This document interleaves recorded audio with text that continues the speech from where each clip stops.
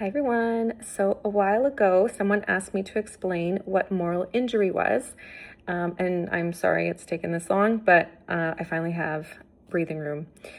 So moral injury, many of us, especially those who have childhood trauma or who've experienced complex trauma, meaning numerous types of traumatic events that have happened for a prolonged period of time, and developmental trauma, of course, experiencing threat every day when you go home as a child.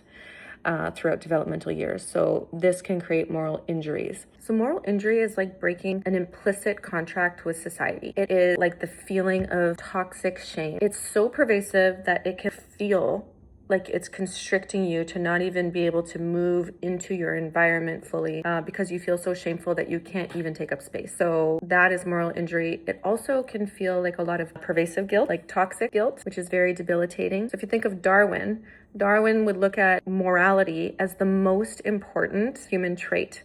And this goes for all primates. It's what bonds us together. It's what allows us to have a social connection. It's how we know what not to do and what to do. And so when we break this implicit social contract by doing something that we really didn't want to do, but maybe we felt we had no choice, or maybe it's something that you didn't do. You failed to prevent something from happening. Or maybe it's witnessing acts of transgression. So this is something that happens a lot in childhood where you're witnessing different types of behaviors that really go against your moral code. You know it's wrong, but there's nothing you can do about it. This can create a moral injury. And moral injury, the best way I can explain it is through the neuroscience. Moral injury, why it's so important and what you need to know about it is that it's concerned with the present. So we have what's called the sensorimotor network, and the sensorimotor network that we have in our brains controls sort of everything in the middle of the body. And the sensorimotor network, like I said, is concerned with the present. And so hold that thought, okay? Moral injury impacts the sensorimotor network, but also it impacts the back of our sense of self, so the parietal network.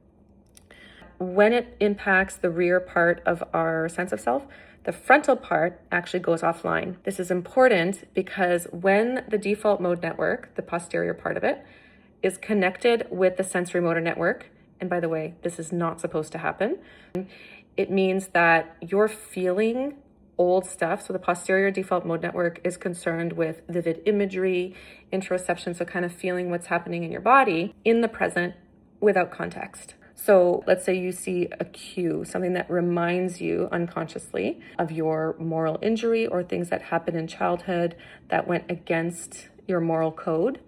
You're going to start to relive some of that stuff. And this is why they say that we relive, we don't remember, because this isn't online. So when this happens, so it's really important to process that. And how do you process it? Deep brain reorienting.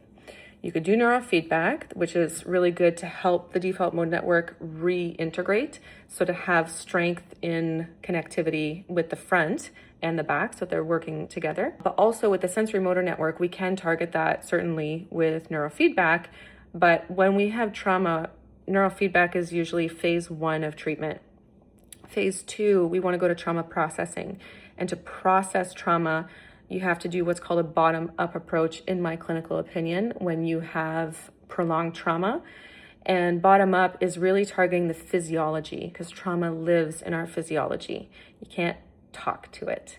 So unless it's a psychological trauma, maybe like a car accident or something where you now have such pervasive fear of getting into a car, sure. Cognitive therapy is great for that. Some bottom-up would also complement that, in my opinion. But complex trauma, developmental trauma, phase 2, processing things like moral injury, I would highly recommend deep brain reorienting.